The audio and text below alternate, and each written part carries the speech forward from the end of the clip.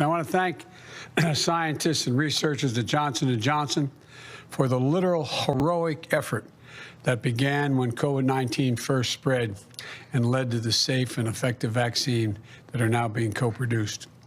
Today, we're seeing two health companies, competitors, each with over 130 years of experience, coming together to help write a more hopeful chapter in our battle against COVID-19.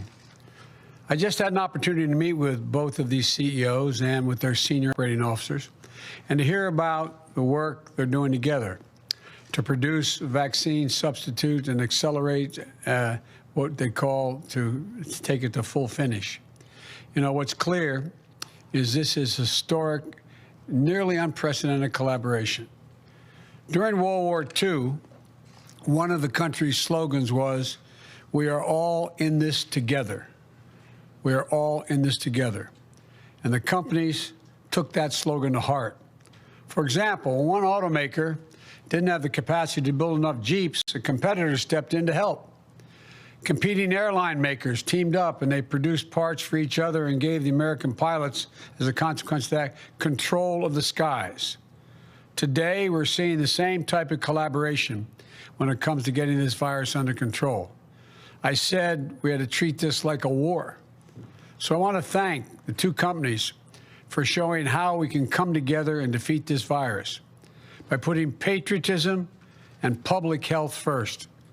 And I mean that literally, putting patriotism and public health first.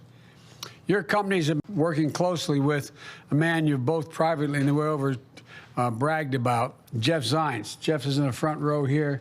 I want to thank you, Jeff, and the entire COVID team you put together for the coordination of our COVID-19 response, and Dr. David Kessler and his team at the Department of Health and Human Services. You know, when I came into office, we began working with the team of J&J to accelerate and add capacity to their manufacturing and production efforts.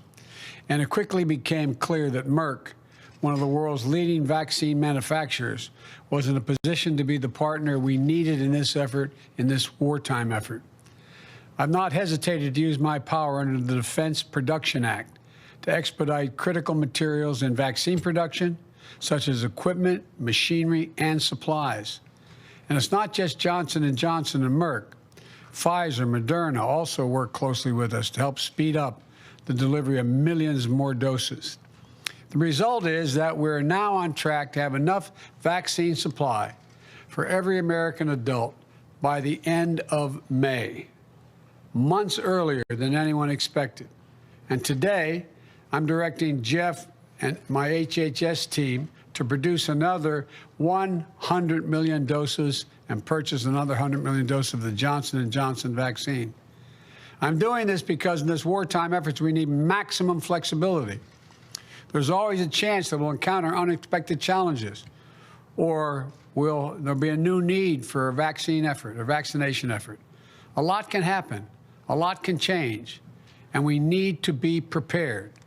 And of course, we need to match the miracle of science and the skill of manufacturing with the massive logistical undertaking of vaccinating over 300 million Americans.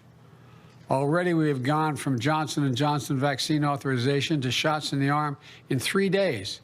I was telling the gentleman we were at a facility yesterday, a veterans outreach, and there were three members of the veterans community getting shots.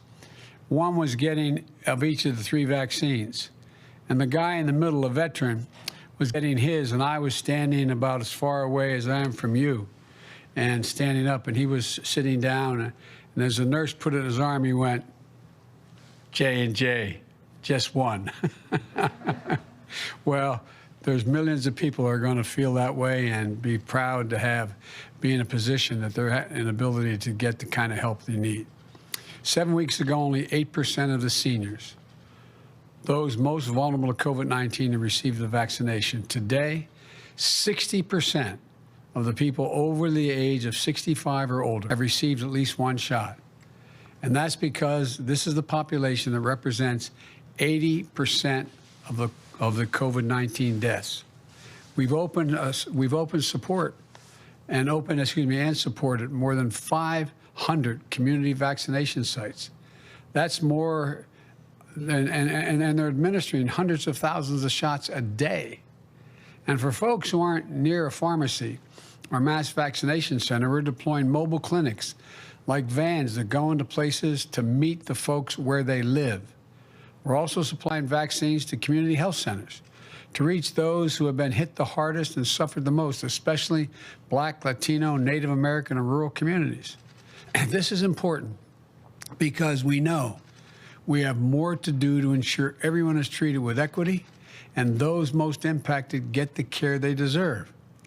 On Saturday, we hit a record of 2.9 million vaccinations in one day in America. And beyond the numbers are the stories. The father says he no longer fears for his daughter when she leaves to go to work at the hospital. The children are now able to hug their grandparents. The vaccines bring hope and healing in so many ways. Again, a vaccinated American is the only way to beat the pandemic, get our economy back on track, and for us to get back our lives and our loved ones. You know, that's why the American Rescue Plan was so critical. I want to thank Speaker Pelosi and the House of Representatives today for passing the bill, and I will be signing into law shortly. This bill represents a historic victory for the American people. I look forward to signing it later this week. Everything in the American Rescue Plan addresses a real need, including investments to fund our entire vaccination effort, more vaccines, more vaccinators, and more vaccination sites. Millions more Americans will get tested, including home testing. Schools will soon have the funding and resources to reopen safely, a national imperative. The American Rescue Plan, the partnership between Johnson & Johnson and Merck, proves we can do big things, important things in this country. You know, let me conclude with this. Tomorrow night, I'm going in prime time to address the American people and talk about what we've been through as a nation this past year. But more importantly, I'm going to talk about what comes next. I'm going to launch the next phase of the COVID response and explain what we will do as a government and what we will ask of the American people. There is light at the end of this dark tunnel of the past year. But we cannot let our guard down now or assume that victory is inevitable. Together, we're going to get through this pandemic and usher in a healthier and more hopeful future. So there is real reason for hope, folks. There's real reason for hope, I promise you. So may God bless you all. May God protect our troops.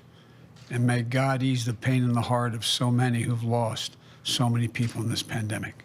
Thank you, and we're going to do this. We're going to get it done. Thank you. Mr. President, what are you doing with the surplus? What will you do with the surplus? Mr. President, when will you do a press conference? The surplus will, if we have a surplus, we're going to share it with the rest of the world. We've already decided we're going to work with the outfit COVAX. We've committed $4 billion to help get the funding for more vaccines around the world. This is not something that can be stopped by a fence, no matter how high you build a fence or a wall. So we're not going to be ultimately safe until the world is safe. And so we're going to start off making sure Americans are taken care of first, but we're then going to try to help the rest of the world. Thank you. Hey guys, did you know we have a podcast called WJ Live? The Western Journal's mission is to equip readers with the truth, and that's the same mission we have on WJ Live. You'll hear from writers, editors, and special guests on the most important topics of the day. You can watch us every day at 5 p.m. Eastern, 2 p.m. Pacific on youtube.com/WJ Live. While you're there, help us out by subscribing and hitting the bell so you don't miss any future episodes. See you there.